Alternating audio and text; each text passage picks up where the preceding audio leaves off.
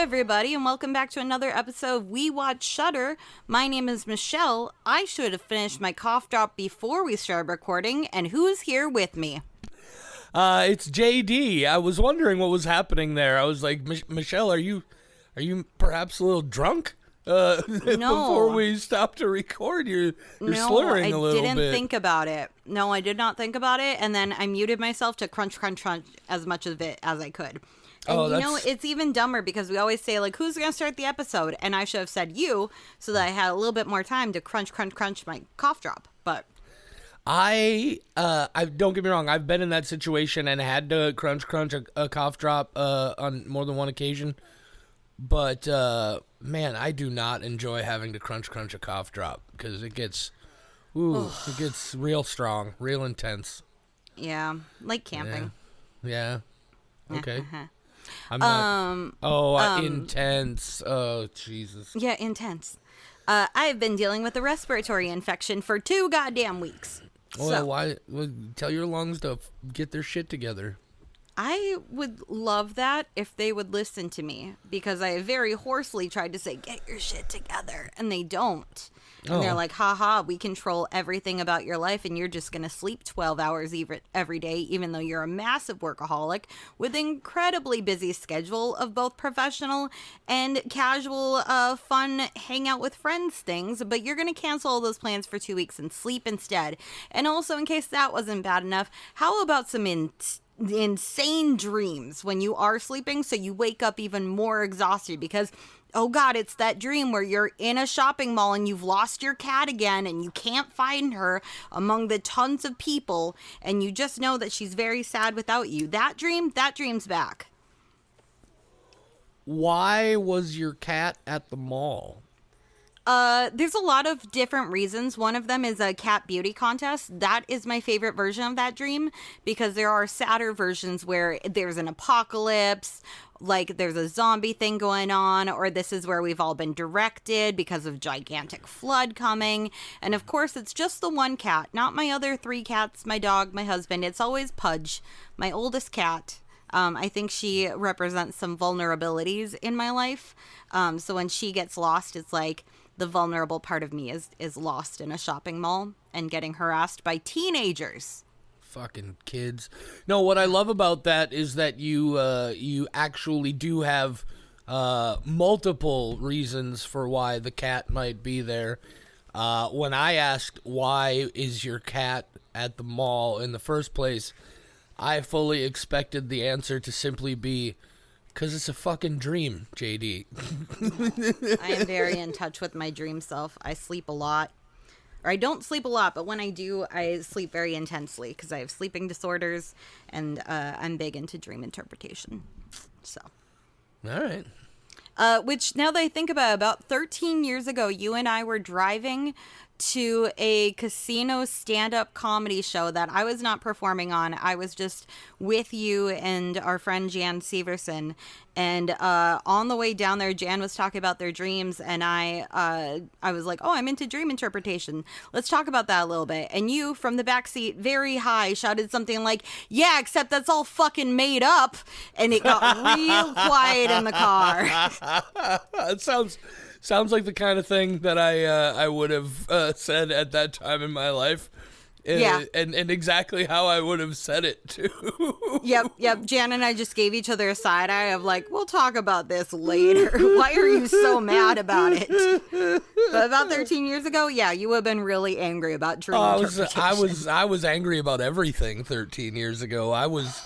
Oh, man, let's not talk about me 13 years ago. I was also a bad person 13 years ago. Those are the dark times. The dark times. Oh, okay. We could talk about a movie instead, JD. Now that therapy portion's over. I mean, we don't have to. You have free will. Do I? I'm not convinced, Michelle. I think that free will might be an illusion, but so what you're doing right now is not what you'd want to be doing? That's kind of sad. What would you prefer to be doing? Do that. I'm not saying this is not what I would want to be doing. What I'm saying is that I'm not convinced that I'm real. Oh yeah, none of us are real. This is a simulation and it's failing. Right. And so I think the simulation is designed to make it seem as though I have free will, but I don't entirely buy it. Yeah. I have a feeling that we're all Sims in a Sims video game, and that they thought it was very meta and funny to then give us a Sims video game to play. And so when we like remove the ladder from a pool, we laugh, but yet like they're laughing because they have definitely done that to somebody. Oh, yeah. And they're like, oh man, they're just as sadistic as we are, because within the Sims video game, there is a Sims video game and they can torture Sims. So I think it's just turtles all the way down. I think you may be right. The thing that really locked it all into place for me was the double slit experiment. Are you familiar with the double slit experiment? Is that the one where dots react differently whether you're looking at them or not? Light, yeah. Okay. When light is being directly observed, it acts as a particle. Like it comes into a single point. But then when it's not being directly observed, you can measure it as acting as a waveform. So being observed changes the properties of light, which is really weird. And then somebody explained to me that, no, that's actually a thing that video games do, where a lot of how, like, especially open world generative video games work is a lot of stuff in the background is stored as very vague concepts in memory, and they don't shoot down into focus and become detailed and specific until you're close to it and specifically looking at it, because it doesn't need to be processing on that level. And I was like, oh, that's the double slit experiment. We're in a simulation. I love that you started very sciencey, and for once I actually understood what you were talking about and was familiar with it. That's not always the case. It's only about the case half the time. But you started with something that I don't understand very much, and then you brought it to video games. I went, yeah, like the first Silent Hill, which is an iconic foggy game because they didn't feel like rendering the full town the entire time. Yeah. So instead it's a very foggy, atmospheric, spooky game because they didn't feel like showing you everything all at once. I learned about it through, I think it was a video where somebody was talking about The Legend of Zelda, one of the three-dimensional Legend of Zelda games. In fact, I think it was the video for Ocarina of Time when this game hacking group hacked Ocarina of Time to pull a bunch of assets out of the memory that aren't actually used in the game, but they're still artifacts from early versions, and made it possible to find the Triforce in that game, which apparently Anyway, they explained in that how, like, you know, you're putting things into resident memory to create effects. This is one of the most interesting bits of video game hacking I've ever seen. Is like they specifically are manipulating the memory of the game. They're not even playing the game. But anyway, I get sidetracked. So anyway, double slit experiment is the same thing as video games rendering your surroundings. We live in a simulation. None of this is real. At least I'm in this version of the universe, and I'm not in like an Alan Wake kind of thing. The game, which is still one of the scariest games I've ever played, aside from Clock Tower on the original PlayStation, or one variation of it. I think there's several Japanese versions we never got. But if I was stuck in the woods with a flashlight, I chucked my controller across the room accidentally, because I got so scared by turning around and a spooky Axeman was behind me, and I chucked my controller and went, okay, I'm not allowed to play that game, and I've never picked it up again. All right. Fair. It's a great fucking game. It's really beautiful, and I wish I could play it, but it's too spooky. You know what? Speaking of spooky... the one other thing I was going to add is then you start thinking about, is this a simulation? Are we all living in some kind of weird nth level video game? And then you start thinking about, like, oh, maybe reincarnation is not as stupid an idea. Maybe we're just respawning, right? And, you know, maybe past life memories are a little bit more there. Like, that wasn't necessarily you, but some other bits of the program got recycled into you. And, you know, anyway, We got movies to talk about. We're 10 minutes into the episode, and we've just been talking about how existence is a lie. I mean, I was coming into this with a real fuck it energy, but then I had a cough drop in my mouth, so it turned into a different type of energy, and I'm okay with it. We got 10 minutes of therapy. It's good. It's less expensive than my actual therapist, I'm sure. Sure. Let's talk about Dead Mail, huh? Yeah, let's talk about Dead Mail. New Shudder original just dropped today as we're recording this, because that's how we do it here. Oh, by the way, if this is your first time tuning in to We Watch Shudder, it always starts with 10 minutes of discussion that doesn't have anything to do with the movie. Well, not always, but... We're real sad people. Well, and we're also very interesting people. We talk about science and how it makes us really... I don't even know what I'm trying to say. Let's talk about Dead Mail. We're here. I like to think we're interesting. That's what we do. We talk about movies and other stuff. This is a brand new Shudder original, and we're here to talk about it. I clearly have no idea what I'm doing. Michelle, you do this. Yeah, let's talk about the IMDb description first. Should we do that? Descrippy scripts. Yes, that's what we do. Yeah, okay. So, according to IMDb, Dead Mail. An ominous help note finds its way to a 1980s post office connecting a dead letter investigator to a kidnapped keyboard technician. Dead Mail, 2024, hour 46 minutes. JD. Yes'm. Would you like to hit us with those spoiler-free thoughts, please? Yeah, this is a tale of two movies for me.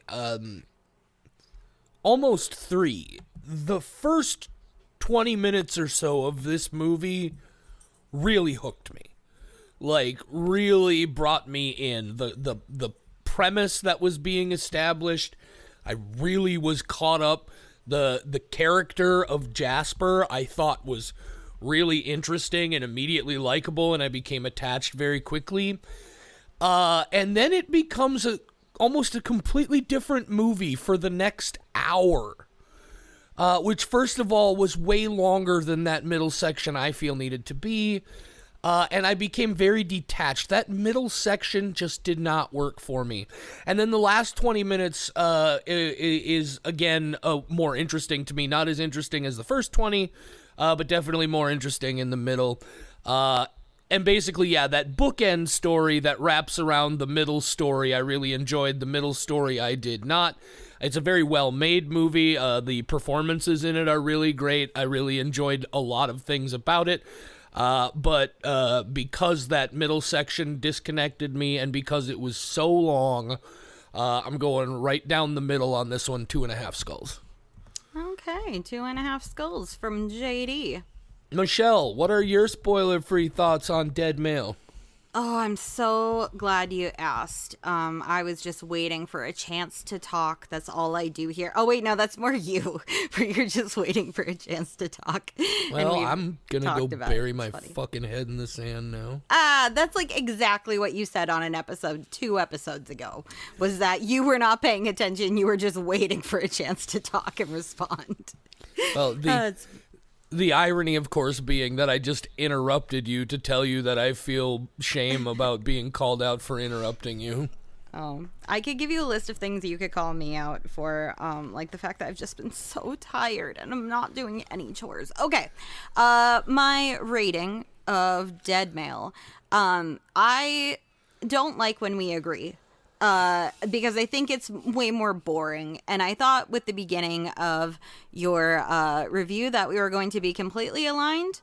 But I think I enjoyed this more than you did. I saw it as a tale of two stories. Now that you're putting in the perspective of potentially being 3 different parts, I also see that. And I agree that we have a very strong beginning, a very strong ending, and that in the middle, the tone is very different, but I liked it anyway. It's one of those where it relies very heavily on sound design, and that's a really good thing. I mean, it's about a guy who plays a synthesizer. Do you play a synthesizer?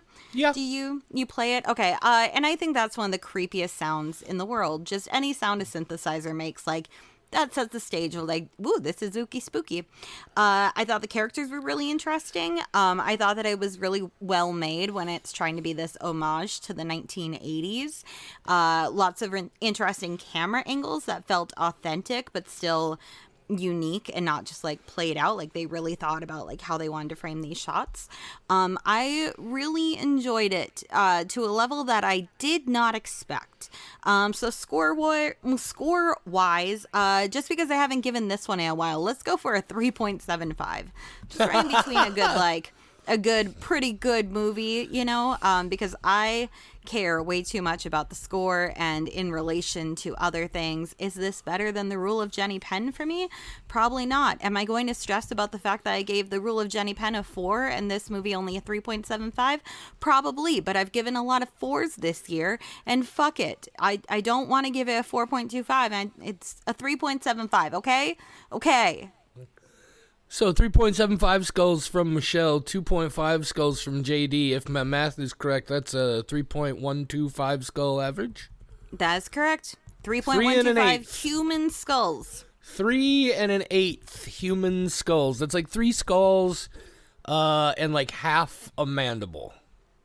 Oh, I do like the idea of just a mandible being ripped off and thrown into the pile. I was thinking like diced, like when I diced mushrooms earlier to make some gnocchi. You know, you just dice them really fine. And I was thinking like skull top down, like coring an apple. Sure. And that you get an eighth that way. But I do like the idea of just a mandible. Well, okay, that's it. All right, have a good night. Show. We're out of here. Yep. I hope you weren't looking forward to movie discussion, because not here. No, get out of sir. here. Okay. Dead Mail. Should we get into spoiler territory? Talking about spoilers on Dead Mail, and of course the spoiler section always starts with the ever so wonderful Michelle's off the top of her head spontaneous recounting of the plot of the film. Michelle, take it away. Oh, it's another one where I'm really going to struggle, because immediately after watching this movie, I watched a DVD that arrived in the mail, which is one of my favorite movies and a fucking fever dream, called Mirror Mask. And now all the things in my head are like cats with human faces and like a group of guys floating in the sky where one's pulled down by gravity and the other one is floating up into the sky, and they intertwine themselves so that they stay as an amorphous blob. But instead I gotta talk about this movie called Dead Mail, and I can't talk about anything with Mirror Mask. Is it a weird fever dream? Yes. Did I realize that Neil Gaiman wrote it until the DVD arrived in the mail and then realize this is probably not a great time to buy that DVD? No, I did not realize that. Did I watch it anyway? Yes. Did I make my husband watch it and question a lot of life decisions? Yes. Anyway, Dead Mail is the movie I watched before all of that experience happened. So Dead Mail. I was actually not familiar with this type of service, so it took me a little bit to figure out what was going on, because I'd never even heard of a dead letter investigator. So I think that's partially what drew me in. So it's the 1980s, you know, the bad times, the times before I existed, the dark ages, as they may call them. And one of the worst parts about the 1980s is that email didn't exist. And so if you wanted to send somebody some good wishes, you had to know their address. And if you didn't know their address, you had to call them on a phone. You couldn't text them. Ugh, awful. So glad that we now live in a time where I'm very disconnected socially from everyone, and nobody ever has to talk to me in real life, and that's a real good time. I still get letters though, and it sucks. Do not ever send me a letter, because I just get anxious and I stare at it for a while and I don't open it, but once a month I go through my mail. So I've gotten better about that. Anyway, Dead Mail. There's a lot of mail in this movie, both men and letters sent through the post. In fact, there's a particularly interesting man named Jasper, and he has a knack for figuring out where dead mail goes. And if you haven't watched the movie, dead mail is essentially mail that can't go anywhere. So it gets stuck at the post office, and then they do their best to figure out, like, where was this letter actually intended to go? Oh, I was giving you a thumbs up because you put your hand up, JD. Oh, sorry. I'm sorry. I don't have my camera up in front of me or my view screen. No, yeah, I was just gonna, because I'm a details guy. You know, it's like Yeah. Letters where like something happened to like the address got smudged or something got damaged or it wasn't addressed, so they have to try and figure out now where the hell it was going, that sort of thing. Yeah, which is really interesting and not a service I've ever thought about before. So I kind of love that. I imagine in this day and age of the internet and access to information, it still exists, but it's done very differently, which I think absolutely. is crucial to this movie in a lot of ways that it takes place in the 1980s. But anyway, please. Yes, I completely agree, because that just was all very interesting to me. I'm like, I don't even care that I'm watching a Shudder movie. Like, I never heard of it. What is this service? And then I went, yeah, it makes sense, because otherwise there would just be a bunch of letters sitting in a small town post office, and somebody someday would be like, we should probably do something about this. And instead they just got smart and started doing that periodically when they came in. So smart. But yeah, so that's the premise of this movie. And then it turns into an actual thriller. And that's kind of disappointing. So Jasper, he gets murdered. Jasper's the one who gets murdered, right? What's the other guy? Jasper's, okay, because he's the interesting one. But another guy gets Brooks. Okay, so 2 people get dead.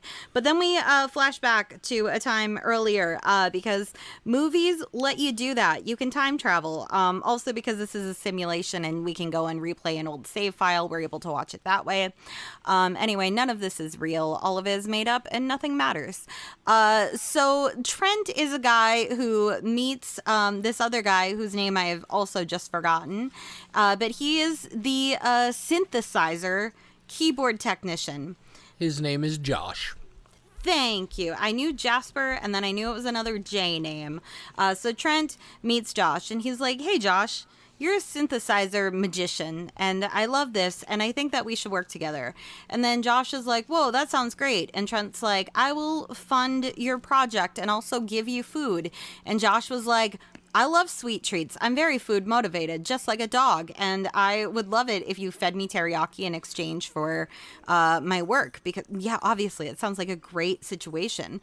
So Josh goes to, I think he lives with Trent. Either way, they have a very close relationship. But then Josh sells out to Big Corpo immediately. And Trent's like, whoa, we had a business partnership and you can't leave me for them. And Josh is like, but I have to, because money is great. It's the 1980s and I know that my money goes a lot further than it will 50 years from now. But at the same time, like, I still want more of it. I gotta buy some Bitcoin. And then Trent's like, what the fuck is Bitcoin? And so he kidnaps Josh because he's like, you are a raving lunatic. I don't know what you're talking about. So he kidnaps Josh. And then now we're back in the after times where 2 of the ladies who worked with Jasper, they're a little bit suspicious for a handful of reasons. But they don't think that Brooks actually killed Jasper and then killed himself. They think that there's something afoot. And so Anne, she gets to doing a little investigating. She's her own little dead male investigator, but she is investigating a dead male. M-A-L-E. Ha ha ha. So yeah, she's a dead male investigator of a different sort. So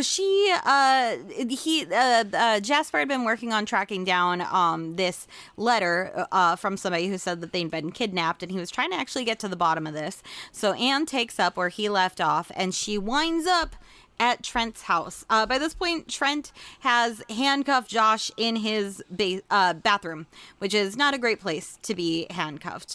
Personally, like 1 star on Yelp if you're lucky. Like, not a good Airbnb review coming in Josh's direction. But Anne shows up and she's like, hey, I have some questions for you, and you definitely don't think that I'm connected to Josh, do you? Or Jasper, the man that you killed at the post office? I don't know who Josh is yet. I don't know why I said that name. And Trent's like, that's weird. I'm making teriyaki. I'll be right back. And then Anne is like, whoa, there's a tag on the floor and it has blood. And this came from the post office from Jasper investigating dead mail. Oh my God, I bet there's a Josh in this house. And she tries to leave, which, first off, girl, it's the 1980s. You should not be a woman going alone into a strange man's house. You shouldn't be doing that in 2025. But at least, like, we have the internet and the ability to text others and, like, GPS tracking. It's a little safer, but why did you go in the house? Of course the door's locked. It doesn't even have to be a thriller movie. I could have told you that's just what happens in the 80s. It's called the dark times. But then Anne, she finds Josh and she's like, you shouldn't be hanging out in this bathroom, you silly goose. Let's get you out of here. And then Trent realizes that his relationship, friendship, companionship with Josh is ending. And so he decides he's going to go out in the only way that a person can, by eating chicken teriyaki. The chicken teriyaki is poisoned. I guess that's an important part. But really, if I just binged ate chicken teriyaki or tonkatsu, then I would be a very happy person. And I feel like I would die with a little bit of recognition in the way that Trent did of this is where my life has wound up. And it's kind of sad, and I'm glad it's over now. Dead Mail. Yeah, that's the movie, Dead Mail. Dead Mail. Oh, man, Dead Mail Investigator. I didn't know I was going to say that. That's really fucking funny. That's really funny. Yeah, so this movie started out so strong, right? You've got that opening sequence where, I mean, first of all, they put the title up before the movie actually starts, where they talk about how this movie includes depictions of kidnapping and abuse and that whole sort of thing, which immediately doesn't necessarily it makes you think, okay, this is either going to be really intense or really overblown, and then you're watching it. And all of a sudden, dude comes crawling out of the house in chains, and he's all bloody, and he can't even stand up, and he's crawling towards this mailbox, and he gets there just in time to drop the thing in, and then this blurry person from behind him runs up, and we smash cut to credits. So that was super cool. And then that chunk with Jasper, before, like, I'm 10 minutes into that, and I'm like, this should be a TV show, right? Or a streaming series. This should be a detective series where this is it. It's in the 1980s, and it's a dude who's investigating dead letters, right? You could have had, like Jasper and Anne. Maybe you modify the characters a little bit, and I don't know, maybe Jasper and Anne are I don't know, brother and sister, or maybe they're married or something. I think brother and sister would be great. And then Bess is their assistant. And you got Renee over there in Norway, who's like the tech guy who hacks into things that he's not supposed to know. And it looks like he might be involved with government espionage. And this is what that would be such a great, and I'm looking forward to watching that story play out. And then they just fucking kill him. And it becomes this hour-long story of this guy who makes synthesizers and this other guy. Like, we never actually learn anything about Trent. And this is, you know this about me, this is exactly the kind of story that I personally enjoy the least. They start establishing all this stuff. He's got that, he talks weirdly about his mother. He's got that photo album and that one specific photo that he looks at that they then reference in the Where Are They Now bits at the end of the movie, as suggesting that it wasn't even him in the photo. They set up all of this. I didn't get anything about the character. They never tell us anything about who he actually is, what his whole deal is. And I know that's not something that everybody needs, and that's fine. Just the way they did it here, I felt really let down by ending up not actually learning Trent's story. But then coming back in, I thought Anne and Bess were really good together, following up on the investigation at the end there and getting involved. That's why I thought, putting them together as a team would have been a good idea. But yeah, overall, like, that idea of investigating dead letters and what kind of crazy shit that might lead you to, I really enjoyed. But I like that whole thing in the middle. I don't understand like, I don't. It's a weird thing to say, but it's interesting to me that somebody looked at this and decided that was the most interesting part of the story. I think it would have bothered me less if it was like maybe a half hour shorter, but it's a full hour of this hour and 40-minute movie.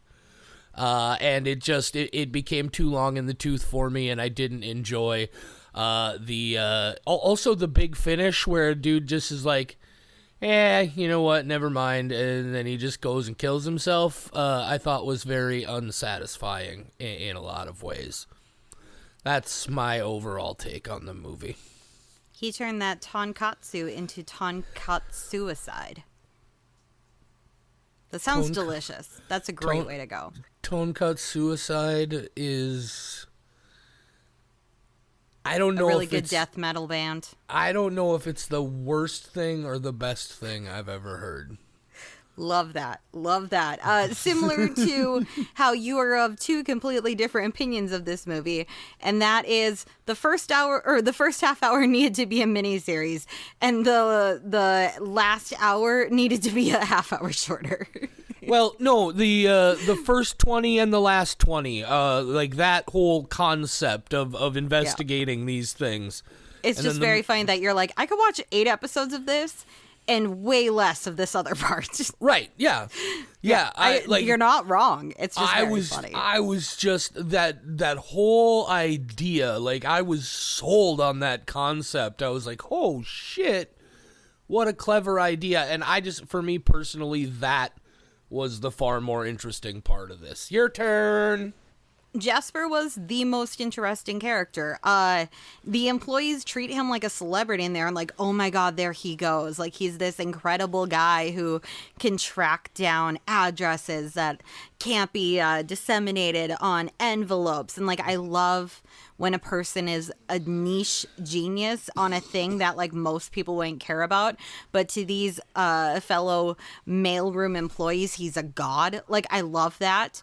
And then also when he leaves, he goes to a group home for men.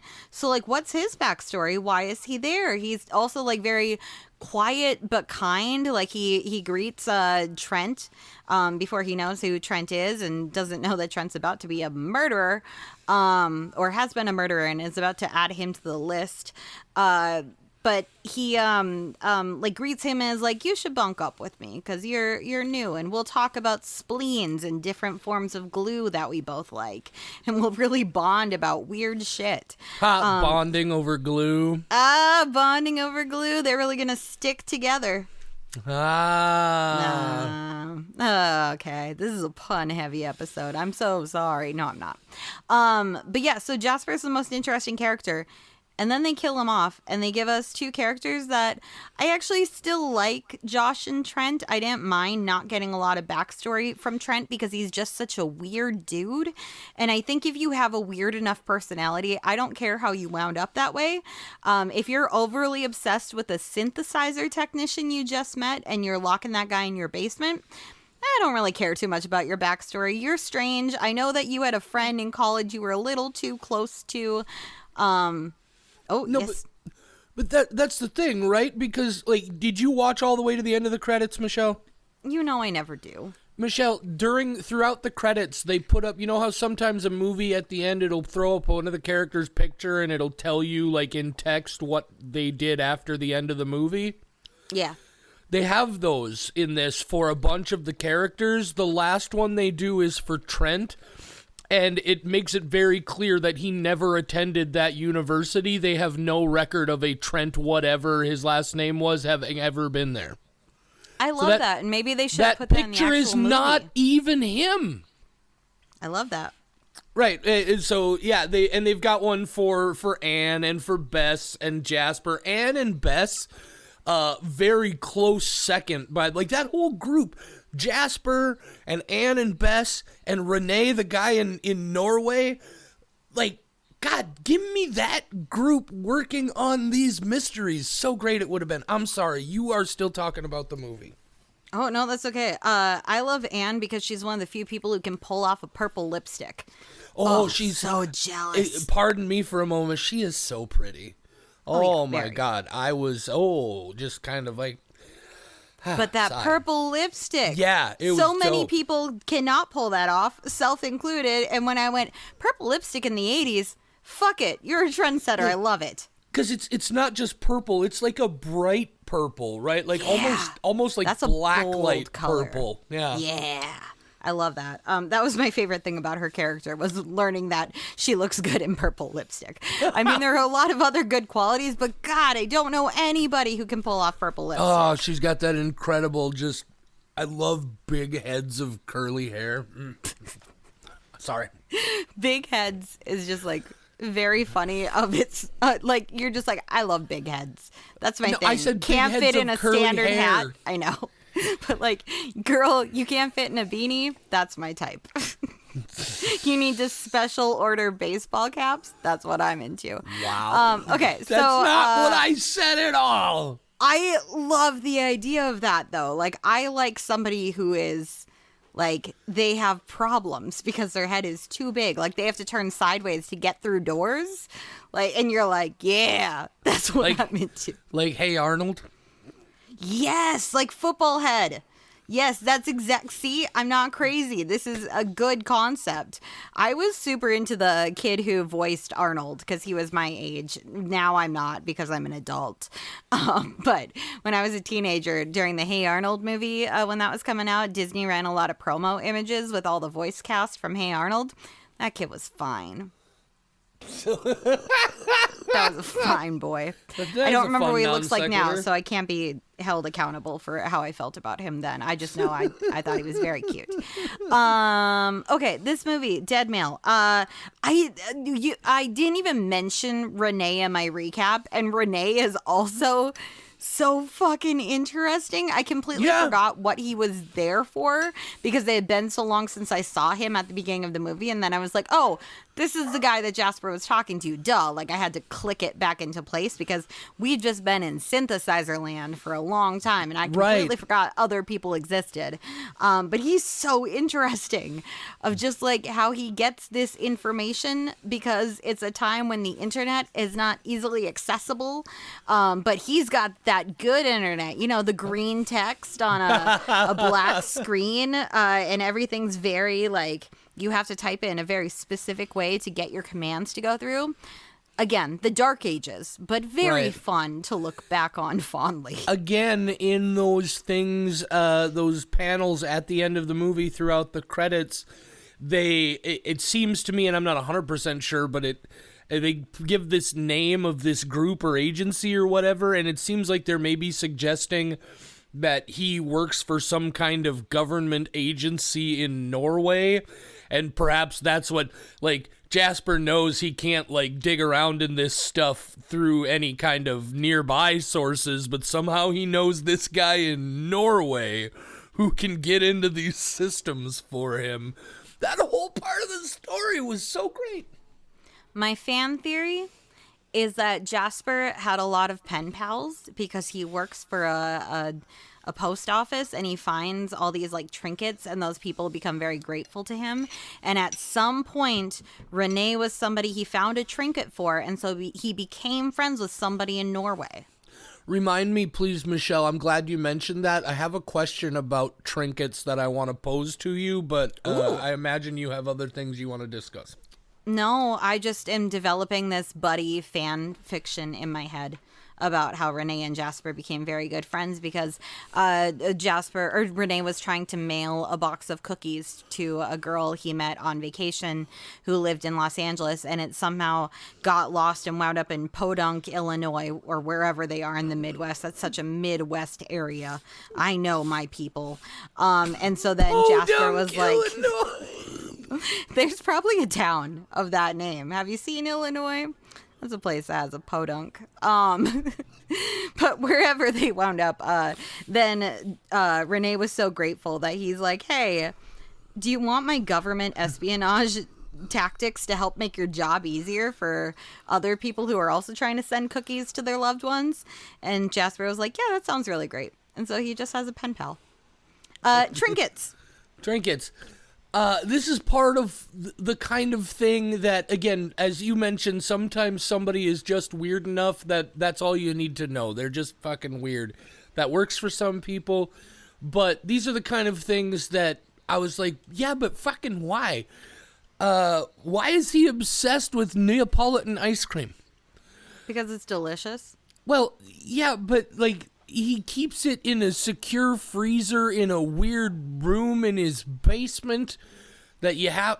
Anyway, so that's the thing. Not just that. Why did he take that necklace and why did he put it into a thing of ice cream and then apparently bury it in the yard? That's the kind of... I also had that question about the necklace. I don't understand, but my theory is that he's a crow and his actions cannot be 100% explained reasonably. Right, and ultimately, like, I get that's the point, right? It's just like, we're not supposed to understand who this guy is. That's the kind of story they're telling, but that's why it doesn't work for me, because you can't pose those questions to me and then not fucking tell me the answers. I need to know who this guy is. Why is he obsessed with this? Like, I imagine you, like me, for a while thought, oh, those two people in the picture are him and this other synthesizer dude, but the synthesizer dude, for some reason, doesn't recognize him, and there's like a whole thing going on here. And what annoyed me, I would have enjoyed that part of the story so much more if I got more of what was happening. I agree. Cool. While you were talking, Pudge, the one who is always lost in a mall in my dreams, she was doing some zooming and then she came over and she meowed directly into the microphone, and I will be thrilled if it actually got picked up. It was awesome. A meow of just like such displeasure that I currently do not have a lap for her. She's very vocal. She wants a specific blanket folded a specific way, and if she comes up to me and my lap is not ready for her highness, she throws a fucking fit. Oh, yeah. Maybe I should let her get lost in a mall. Maybe that would eliminate some difficulties in my life. Maybe you just need to recognize where your bread is buttered, Michelle. Oh, I do love buttered bread. Oh, bread. What I love is you get like warm carbs. It does maybe bread, potatoes, pasta, rice. You just get some kind of warm carbohydrate. You throw some salted sweet cream butter on it and you just blend it up, and warm carbs and salted butter is perhaps the greatest thing ever created by mankind to put in your mouth. I could think of a couple other things. So for a very short-lived time, I think during our first Spooktober, we had this thing where we would figure out what food you should eat while listening to that episode. And I remember because it was something about like a movie that I was watching that I liked I didn't like the first half, but I liked the second half. And I realized that during the second half, that's when I had a sub. And while I was eating, I enjoyed the movie a lot more. And I didn't know if it was because of the food. Have you ever had a Dom? Oh, my God. What is going on today? Oh, man. Food. But this episode, just eat some bread. Eat some bread and butter. I'm telling them that at the end of the episode, though. Yeah. Bread and butter will always make your day better. A bread and butter ball? No, I said bread and butter will always make your day better. Oh, I thought you said bread and butter ball will make your day better. I went, fuck yeah, I don't know what that is, but it sounds delicious. Well, I imagine you butter a piece of bread and then you just crumple it up into a ball and eat it like an apple. Oh, brilliant. I feel like there's an experiment coming on as soon as we're done with this recording. Yeah, and you're going to do it because I can't cook worse shit. I made gnocchi today and I was so proud of myself. You're going to spread butter on a piece of bread and then just crumple it into a ball. There's no cooking involved. That's way too many steps. I'm the kind of person that gets a fruit by a foot and just eats it as one big glob. Oh, God, it's been a really long time since I had a fruit by the foot. Also, did you ever realize that they're longer than a foot? That's crazy. Yeah, they're 3 feet long. I know. That's wild. Fruit by how many feet? 3 feet. That's a terrible number of feet. 36 inches? Gross. Right, but what would be the point of calling it fruit by the foot if it was only 1 foot? Because then you have a foot's worth of fruit. It should be fruit by the feet. No, Michelle, that's... Fruit by the foot. I'm not even... Yes. I'm not going to sit here and explain words to you, Michelle. Okay. Do they still make fruit by the foot? Do they still make words? Yeah, unfortunately, they are creating new ones, and there's some really bad ones out there. Yes, like as far as I know, they do still make fruit by the foot. I gotta order myself some fruit by the foot. I've been in a really bad headspace lately because I think with the sickness, it has made me very depressed because I am so far behind on all my shit. I had to ask for an extension on a college assignment, and I have never, ever done that before. Oh, dear God. Yeah, so like... Perish the thought. But that's how you know, like, I'm always on top of my shit. I'm the one that, like, oh, I got an assignment. It's done already. You didn't even, like, have time for class to end, and here's my 50-page paper. And, oh, let me raise my hand in high school and be like, Mrs. Burnham, I know that it has to be 2 pages minimum, but do you have a maximum for the paper? Or can we write as many pages as we want? I was that fucking kid. And so I've just been depressed. And you know what I need? Some fruit by the foot.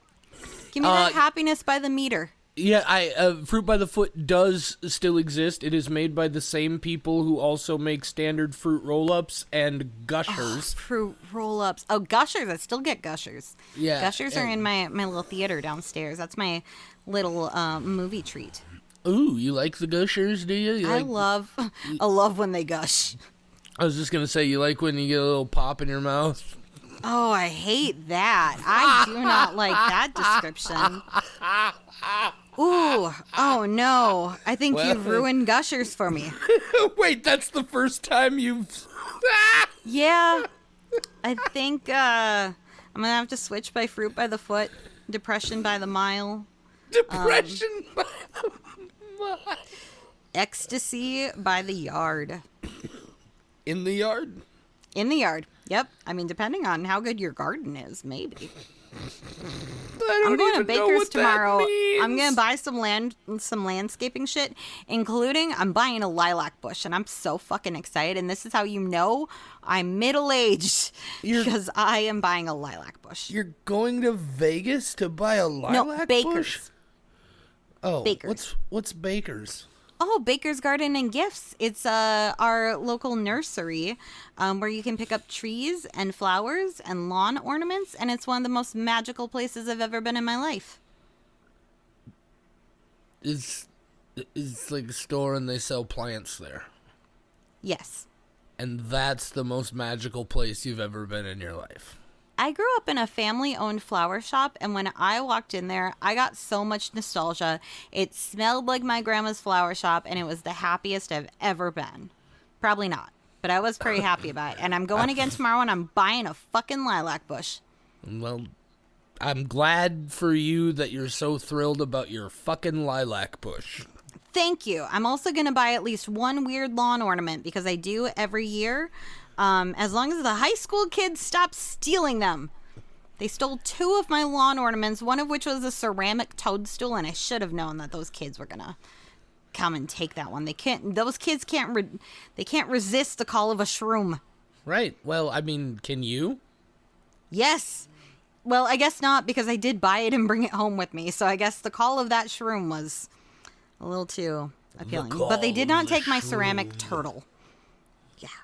Anyway, I just want to talk about gardens now. They didn't take your turtle? Why don't they like La Tortuga?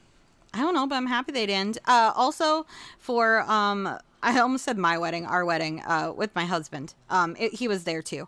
I put on the wedding registry a gigantic ceramic lion that's like 3 feet tall, and our friend Savannah got it for us. And when I put it into the garden and let the dog out for the first time, she really, really did not like the lion. And every spring we put the lion back, or like during the winter, the lion gets stored so that he stays safe, and then he comes back out in the spring, and Ellie's always like, oh, that motherfucker's back. I thought he knew not to come back to my turf. And she just barks for a very long time, and it's the best. It's the gift that keeps on giving, because my Lhasa Apso is so intimidated by a ceramic lion. Yeah, it's real good. I highly recommend, if you have the opportunity to buy a ceramic lion, do it. Is it just like a plain white ceramic lion as well? Yeah, I mean, it's great, but yes, it's just all one color, not realistic at all. Doesn't look like a lion at all. No, but it's taller than her, and she does not like that. That's funny. Dogs are special. Okay, clearly I've run out of things to talk about. Yeah, we don't have anything else to talk about. That's Dead Mail. Tale of Two Movies is really, whether you like them both or you didn't like them both, that's pretty much the summation. Tale of Two Movies. I think that in this simulation, somebody got distracted and they were playing a different video game halfway through, and then that's why we got a completely different movie, because they accidentally spliced them together. Like when you're in the mood to play Binding of Isaac and then you go over to House Flipper, they have two very different vibes, but sometimes you're in that headspace, and I feel like this is a House Flipper Binding of Isaac situation going on. Oh, okay. But with less fetuses.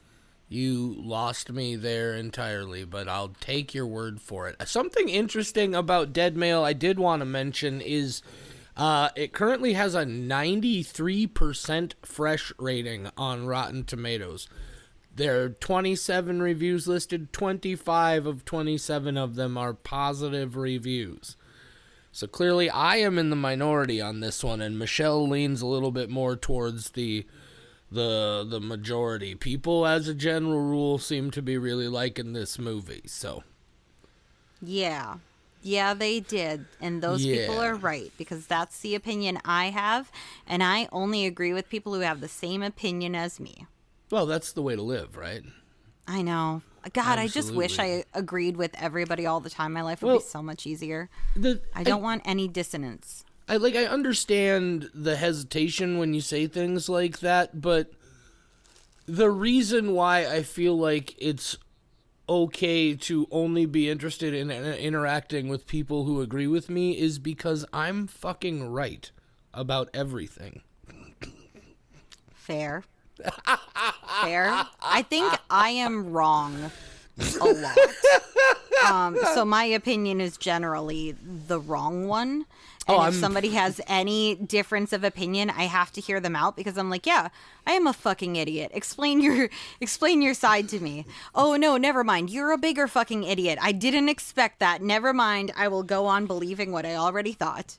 Michelle? There are a lot of times where I'm like, oh, no, we're both dumb. Michelle?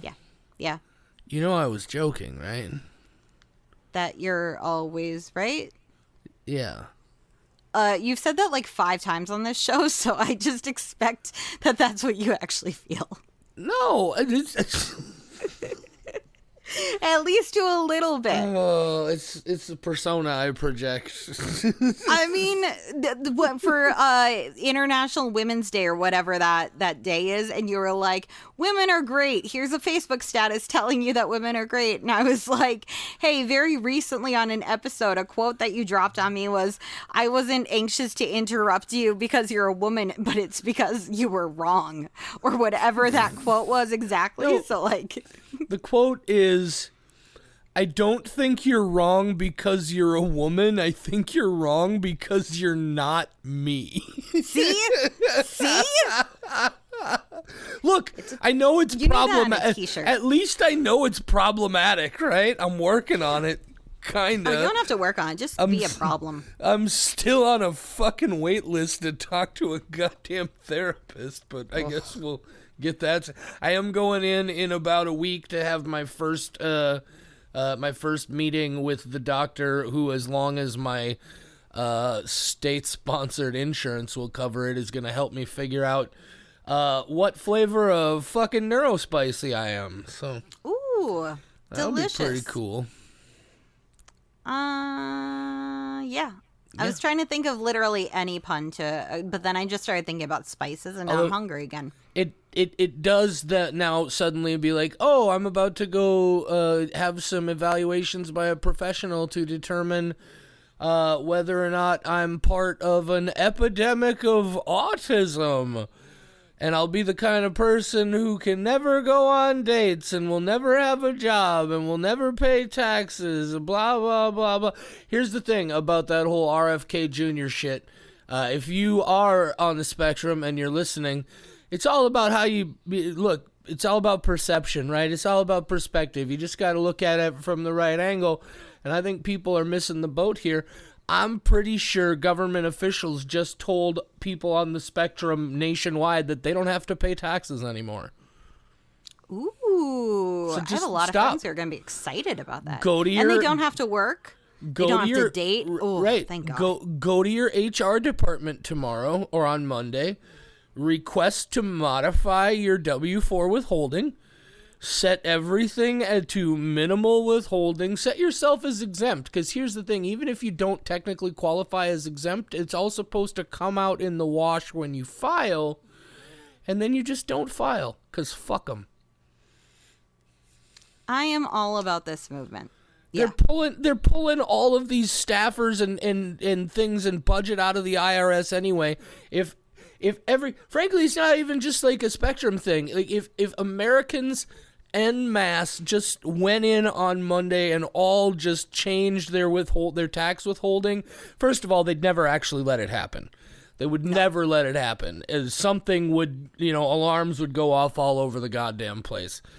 But can you imagine, like, we just all stopped having taxes withheld from our checks, and then we just don't file taxes? What? They can't come for us all. Fuck, are they really going to do? That's the one part of all of this shit that's going on right now that just fucking baffles me. Is it's like, motherfucker, they can't get us all. Like, if we all get together at the same time and but, we can't get fucking 10 people in a room without somebody bitching about, oh, the fucking coffee's too strong. Oh, now you're just describing D&D groups. You can't get 10 people into a room together. So we started the episode with Michelle's therapy portion, and we ended the episode with JD's therapy portion. Thank you guys for tuning in. Oh, we have scheduled tentatively scheduled the final feature for We Watch Shudder Presents Darkest Day of Horror Film Festival here in Fargo, North Dakota. I can't quite tell you what it is yet. Michelle knows what it is. I got really excited. Yeah, it's. I can tell you this much: it's been playing the festival circuit since last summer. There's a trailer out for it that I've seen. Michelle refuses to watch it, and I respect that. Yeah, it's one that was already very high on my list of movies I'm excited about. So why the fuck would I watch the trailer? I am so fucking stoked as soon as we get to announce it. And that's the final film we have to announce for the festival. And then we'll put the schedule together, and then June 21st, it's going to be a whole big thing. If you're in the Fargo-Moorhead area, we would love it if you came to that event. You can get all the information at ddhff.com. If you're not in the Fargo-Moorhead area, we would love it if you came to the event as well. In fact, I'd be pretty goddamn overwhelmed that somebody would travel a distance to come hang out and watch movies with us for the day. And it's my birthday weekend, so I will be telling a lot of my friends that if they really want to get me a gift, go to the festival. And maybe I'll have cake, and everybody in attendance can have a piece of birthday cake. Can I do that? I think I'm going to do that. I'm doing that. I don't know, Michelle. That could potentially be 840 pieces of cake. Yeah, I'm going to come real small. I'm going to decorate it myself to save some money, too. It's going to be one of the gigantic sheet cakes from Costco. And then I'm going to draw like a little Billy from Saw. And then we got a little Jason Voorhees over here, and he's just hiding in the bushes. You're going to get and then we got Freddy Krueger, and he's just hanging out in your dreams. Oh, no. JD, are you okay? I am definitely not okay, Michelle. Oh, okay. But that has nothing to do with the podcast or what you were just saying. I really am going to buy a birthday cake and bring it to our film festival. So awesome. If you show up, you get birthday cake. Woohoo! Awesome. For $1, so I don't lose hundreds of dollars on my birthday cake. Say birthday cake, Michelle. Oh, birthday cake, Michelle.